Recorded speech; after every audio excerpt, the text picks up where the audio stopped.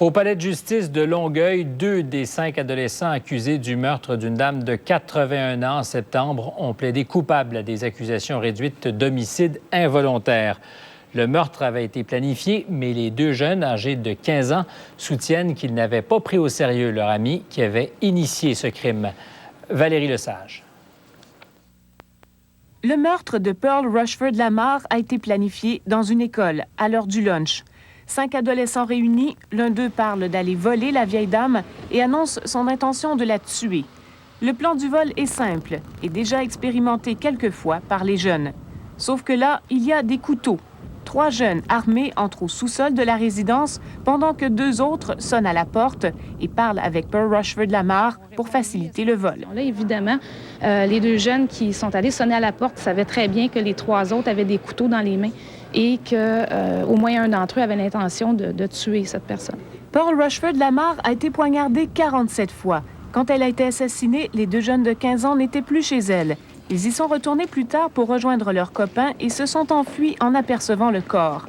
Ils plaident coupables à un homicide involontaire parce qu'en sonnant à la porte, ils ont aidé leur ami à tuer la dame. Ce qui est clair, c'est que nos clients n'avaient pas cette intention.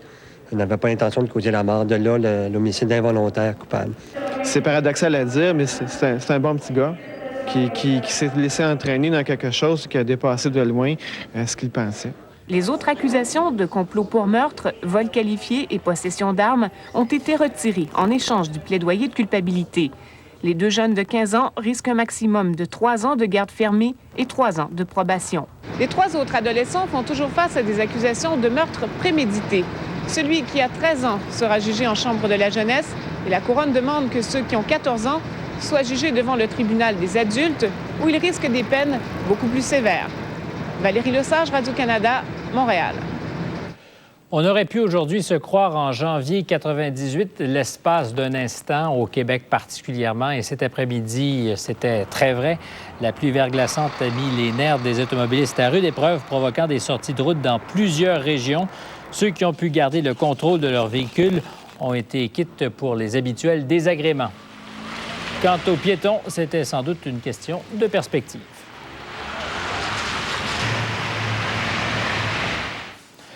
Le gouvernement du Québec va aider les propriétaires victimes de la pyrite, une pierre de remblai qui se gonfle sous l'effet de l'humidité et qui brise les fondations des maisons.